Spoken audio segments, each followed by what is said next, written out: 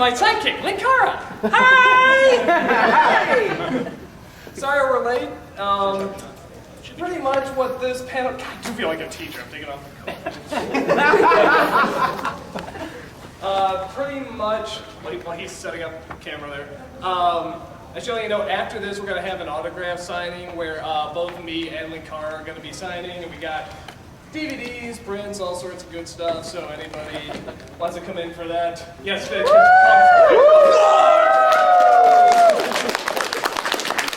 I am a man! Yes, I am. We're not worthy. No, you're not. Sit down, sit down. Go on, You sit down. You sit down. You sit down. Both of you sit down! Okay. Okay. Bring up applause for me. Thank you. Just feeling a little left out. As well you should. Okay. So this panel is pretty much designed, and this is called, what is it, movies, I think, that you love, everybody else's hate, but it can also be movies you hate, everybody else's, wait. Movies people disagree with you on, pretty much. Yeah. And the idea of this panel pretty much is just to show that, even though it's very ironic that I'm hosting it, you know, being the nostalgia critic and everything, that no matter how bad you think a movie is or how great you think a movie is, it's all subjective. I mean, it all comes down to, you know, you like it, you hate it. Doesn't mean you're a dumbass, doesn't mean you're a genius. Some of the smartest people I know love the toilet scene from Dumb and Dumber, you know, and just love some of the dumbest scenes. So it just has nothing to do with, you know, whether or not you're a good person, you're a bad person, you're a smart person, you're a stupid person. It's just taste. It just depends on what you like, and it's all subjective. And anyone that's like, oh, nostalgia critic, you say this and that, a lot of that's a character, a lot of it's playing up for youngs. And yeah, it's my opinion, but it is still just my opinion. And because of that, I'm going to reveal a movie that everybody hates, but I actually really, really enjoy. I actually really, really like X-Men 3. I think it's a good movie. Yeah, that's the reaction everybody has. Just like, like they're always so shocked by that. And it's one of those films that's like, you know, but I can explain why. I can say I like, you know, it's nice to see Wolverine finally digging into some people. It's nice seeing Kelsey Grammer, yep. Right? As Beast. I thought that was like one of the coolest things I ever saw. I like the fact that stuff was finally getting done. You know, those movies were just so slow, and they're so, it's like here, it's like characters are dying, stuff's happening. I didn't feel it added up to anything. That kind of sucked. You know, and did I have problems? Yeah, I would like to see the Firebird, or, you know, you bring back Jean just to kill her again. But it's a film that I really like. And I know tons of people hate that. You'll probably hate that movie.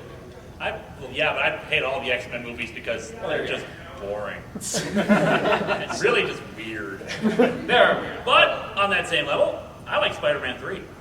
And I know, weird. No, and actually, funny thing, I like Spider-Man 3 too. and again, people hate that movie. I mean, just like when I tell people that, they're just like, "You're a critic, what?" You know, they just can't believe it. But again, I think the big difference is if you can. It helps if you can really explain it. If you can tell people, no, I like this for this reason. I felt this worked. I thought this drawed you in. This made a connection with me because, you know, so and so. And for me, like with Spider-Man 3, there's a lot of stupid scenes. Oh, yeah. We can both agree with that. You know, but for me, all the Spider-Man movies have really stupid scenes and, you know, a lot of silliness. And I thought the good scenes were good enough to hold up. Like when the Sandman first comes to life, like that's unbelievable. I've never seen a scene like that, quite like that. The scene, you know, it's the first time I actually really cared about Tobey Maguire and Kristen Dunst, like their relationship. Like, oh wow, they're really, you know, and she's like almost cheating on him, but not quite. How's this guy turn out? This is actually sort of engaging. And you know, yeah, emo. Maguire comes, that was silly, he does the Night Professor dance, it's like, yeah, that was stupid, you know, but, I actually really like that scene, because sometimes I just like good, goofy fun, and I think that Sam Raimi really does good, goofy fun like that, and it's just great to see him just like dancing and having fun, like, okay, him coming out of the clothing store and then hip thrusting, it's just, Why? I love at one point, like, he takes off his coat and this gush of air over the woman's face just goes. But yeah, I like the Sandman scene. Venom should have been more in it. Yeah, yes. But he was still cool. But it was so cool whenever they showed him instead of like peeling back his face to show what's his name. I don't remember his The name. 70s show. That 70s show guy. Why? Why do they keep doing that? You have this cool Venom face. Why do you keep peeling it back to show? Never mind. So I like the movie. Seriously. So yeah, so there's definitely a lot of movies that, you know, that you can like, everybody can hate. There's a lot of movies you can hate, everybody else can like. And I think it really helps if you just explain why. Like I said, just what connection did it make with you that it didn't make for other people. I think when you explain that, people are usually a little bit more, oh, okay, well, I can see that, I can understand that, stuff like that. So enough about us. This is actually about you guys. We want to hear what movies everybody disagrees with you on. Like, nobody ever agrees. We'd like to hear why you really love or really hate that. So, anyway, it's about them. Me? Yeah. All right. Probably say Dune. Almost everybody I know.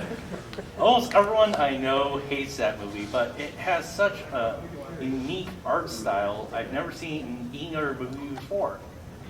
That, and it has Patrick Stewart as Gary Halleck. That's always win. You know, it's funny. shall come all for violence. We actually, just coming out of the elevator, we were just talking about that movie literally, and I was just saying, like I personally don't care for the way, I actually like the miniseries a lot. I like the children doing a lot. But watching it, I never hated it. I never, like, because it's the same thing. The art design is really cool, and I think it's sort of like 2001 where they're trying to create that experience. This is very much an experience kind of movie. You know, and for me, there's only so much of looking at sand and stuff I can take, and the plot, I know they cut out a lot and stuff like that, you know, so, but whenever somebody says they like that movie, I'm not like, oh, what's wrong with you? You know, it's like, no, I can see why. I mean, there's definitely reasons to like that film. Oh, almost forgot the soundtrack. It's just And the soundtrack is amazing. awesome. That's a very cool vibe. Remember the- Toto! Whenever the power guitars come in, you just know this is epic right here. So, yeah. This one, I will admit, I only like it because I'm a big Power Rangers fan, but the original live-action Power Rangers movie.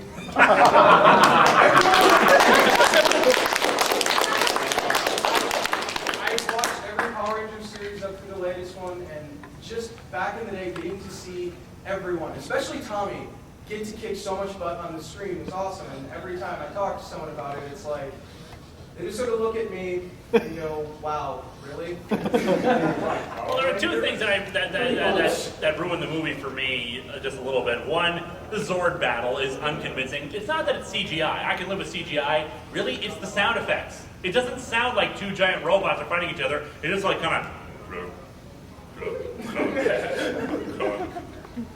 Oh, and the fact that Ivan Ooze gets top billing over Lord freaking Zed. Yeah. You know, and I have to admit, when I review that movie as a nostalgia critic, I was shocked at how not as bad I thought it was going to be. I still think it's bad. I don't like Power Rangers, but it's like, I thought this was going to be a lot worse. I thought it was going to be a lot worse, and it's not good, you know, in my opinion. Like I said, okay, let me take that back. Not saying that it is not good, like I declare it not good. It didn't do much for me, but at the same time, it's like, oh, Zordon's lips actually match, that's good, you know, and it actually is not bad looking production. It's like the sets actually, it sort of looks like the new Star Trek movie, actually, the more I think about it. Like when they're in the Zordons, it's like all white and bright and stuff like that. Yeah, and it wasn't as bad as I thought it was going to be. And I like the idea that, go on a journey, discover something, but they never discover anything. They go kick some ass, and it's like, you get your powers back. Why? What did you do? Outer space nutshell. Well, that was awesome. Though I had to, when I did the review, I had to add the sound effect because it made it funny. Originally, it's sort of like a clang, and it's like, no, you need something meaty. You need something, like bones crushing or something. I don't care if it's metallic, you need bones crushing. So no, I sort of, like I said, for me, it wasn't as bad as I thought it was going to be. So, you know, I guess, again, that's an example of a character playing it up for laughs, pretty much. So, yeah. Push for me. I absolutely love Push? Push. It was a movie about Hagen Christensen. an organization of psychics run by the government that was trying to. I know of it. A lot of people hated it because of one, the special effects. Two, it had Dakota Fanning in it. Three, it had Dakota Fanning in it. But I Why enjoyed don't it. more people hate Twilight? Thank you. Yeah. But for me, one, I like psychics in general. Two, Oh, now I know what you're talking yeah, about. That the just one looked with interesting. yeah, the one with the guy who was telekinetic but sucked at it really, really hard. I mean, the first scene you see him in where he isn't a kid is him trying to cheat at gambling with dice and screwing it up and then getting beat to a pulp, which was hilarious. But some of the real selling points for it for me were the fact that each psychic had their limitations, the fact that they actually went into those limitations, and the fact that we got to see Dakota Fanning get drunk off her ass, which was funny. And it was satisfying. Oh, How old was she in that? and the best villain, I mean, is she like It was- kid I or? think she was like 14 or something like that. Okay, so she's still a Still kid. Okay, that's a little relatively. funny. That. Apparently, it helps with psychic powers, but she's You just just- walking around. She walks You into sure a you just hotel don't think it helps with psychic powers? The thing is, she just walks into a hotel room with a half-empty bottle of Jack Daniels, just stumbling all over the place, saying, I can bend that spoon. Now give me that spoon. I'll bend it. It also is one of the best villains I have ever seen. Who plays him? Demon That guy. Okay. the guy from Once Over Wanda. That Don But- Cheadle? the thing that makes him scary is that he gets into your head and makes you think that you have these memories that you don't. That sounds pretty. I have to say, it Well, sounds he cool. convinces this. One person convinces another that has the same ability that they have a sister that they don't, and so they end up defending this person whom they have no connection to, and ends up getting killed for it. It's really creepy. I want to see this. Yeah. Sounds really The interesting. special effects are a bit cheesy, though. Ah. Like, for example, flashes of light for telekinesis, which is a bit odd, but whatever. It's You're on a Q. budget. Yeah, it's the Q special effect. Yeah, exactly. If you can get past that, it's great. Yeah, cool. I might actually check that out. Sounds interesting.